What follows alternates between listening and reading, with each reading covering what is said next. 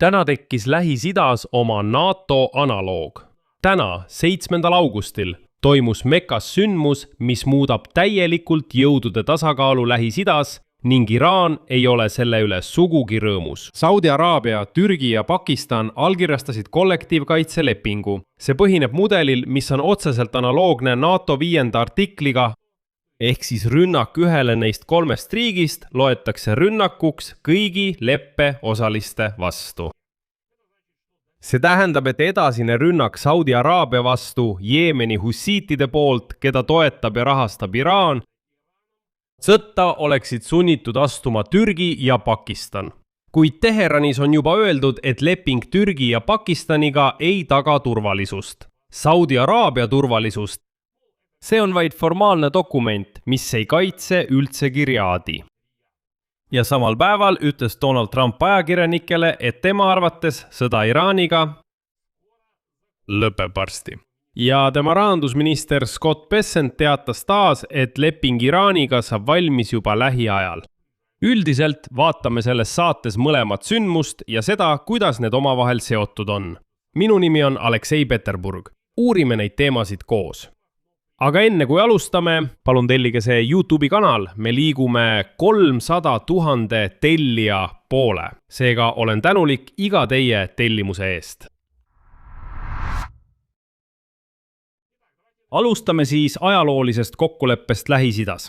Saudi Araabia, Pakistan ja Türgi sõlmisid kaitsepakt, mida on juba nimetatud Lähis-Ida NATOks. Osapooled pidasid läbirääkimisi umbes aasta. See tähendab, et see ei ole spontaanne reaktsioon praegusele kriisile, vaid juba ammu ettevalmistatud dokument, mis lihtsalt allkirjastati just praegu. Kuid samuti on oluline arvestada, et kõik 3 poolt alustasid läbirääkimisi alles pärast 12 päevast sõda. 2025. aasta juunis, kui USA ja Iisrael pommitasid Iraani tuumarajatisi. 3 riigi ühise avalduse kohaselt leping on suunatud kollektiivse heidutuse tugevdamisele mis tahes agressiooniaktide vastu.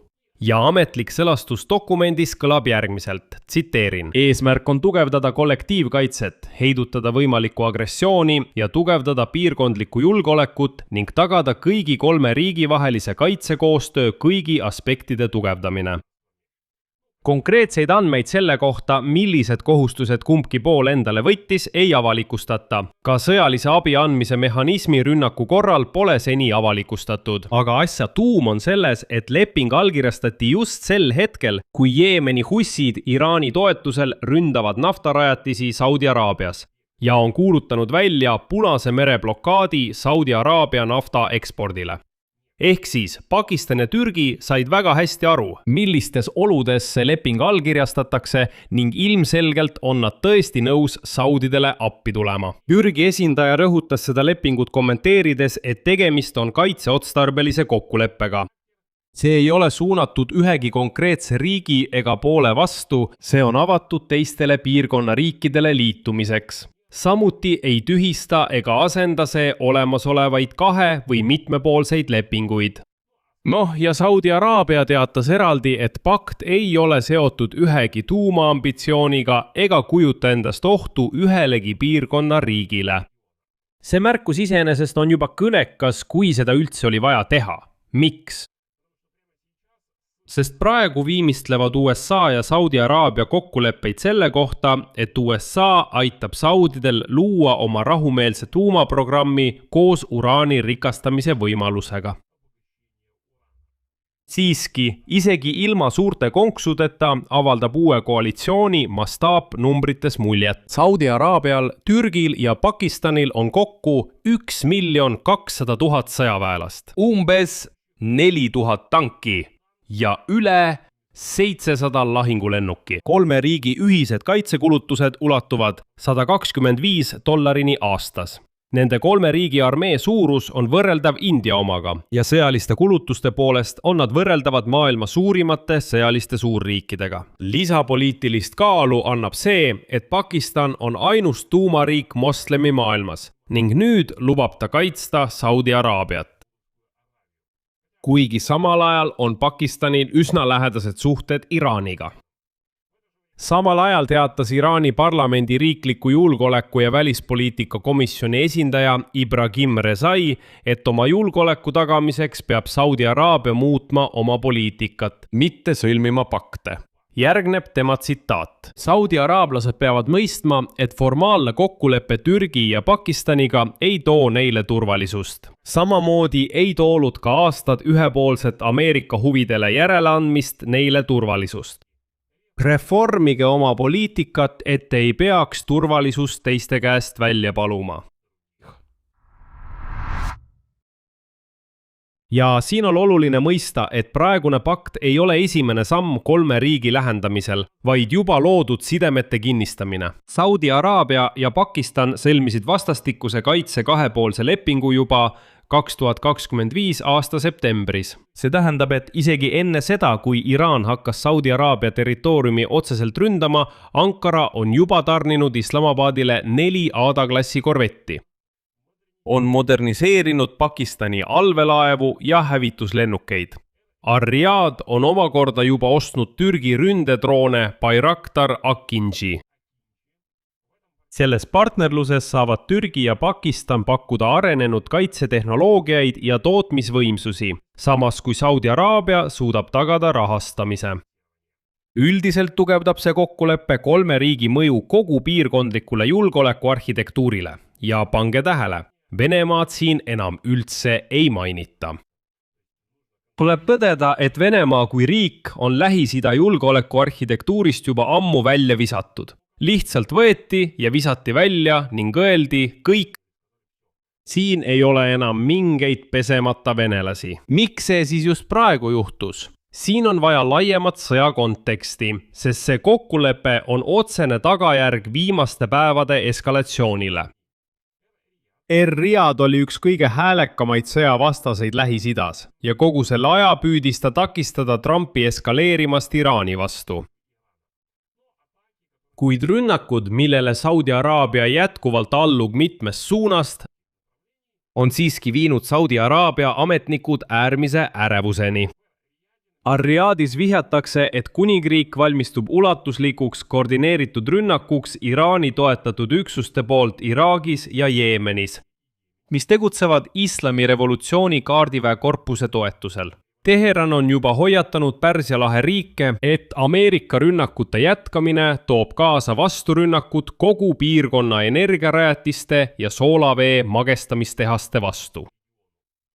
Tegelik kahju ulatus on juba tegelikult suur. Silmas peetakse kahju, mida Iraani toetatud jõud tekitavad Saudi Araabiale. Rääkimata sellest, kui palju Iraan ise on Saudi Araabia territooriumil objekte hävitanud. Näiteks Jeemeni hussiidid blokeerivad Punast merd, kuid samal ajal, nagu teada saadi, tapsid nad vähemalt 58 valitsuse sõjaväelast Jeemenis raketi- ja droonirünnakute tagajärjel. Ja see on üks verisemaid täevi Jeemeni kodusõjas viimase 4 aasta jooksul. See tähendab, et hussiidid hoogustavad taas oma sõjategevust. Ja saudid, tuletan meelde, on Jeemeni valitsusvägede poolel. Ja just selles kontekstis kujuneb välja Mekkas allkirjastatud lepingu tõeline tähendus. See on hoiatus Teheranile, et piirkonnas hakkavad jõud ühinenult tegutsema. Ja veel üks suur rünnak Saudi Araabia vastu võib tõepoolest selle pakti käivitada. Tõmmata konflikti Pakistani ja Türgi ning järsult laiendada kogu sõja ulatust. Nüüd teine päeva sündmus, Trumpi avaldus Iraani kohta. USA president ütles, tsiteerin, ma arvan, et kõik lõpeb üsna varsti. Ma ei usu, et Iraan suudab kaua vastu pidada. Noh, see kõlab muidugi juba üsna naljakalt. Arvestades, et sellist retoorikat oleme me selle poole aasta jooksul sõja ajal juba 1 miljon korda kuulnud. Vastates küsimusele laskemoona olemasolu kohta, tunnistas Trump probleemi otse, tsiteerin. Meil on teatud tüüpi väga võimsaid relvi, mille varud on praktiliselt piiramatud. Mõne teise relvatüübi puhul on olukord veidi pingelisem. Tema sõnul ehitavad Ameerika kaitsetööstusettevõtted uusi tootmisvõimsusi, sealhulgas tehaseid Patriot ja Tomahawk rakettide tootmiseks. aga alles eile kurtis Trump eravestlustes siiski, et teated Pentagoni relvavarude ammendumisest panevad USA Iraaniga läbirääkimistel nõrgana paistma. Ja just sellepärast väidab ta avalikult, et ei, USA-l on tohutud laskemoonavarud, kuigi ta tunnistab puudujääki teatud relvatüüpides.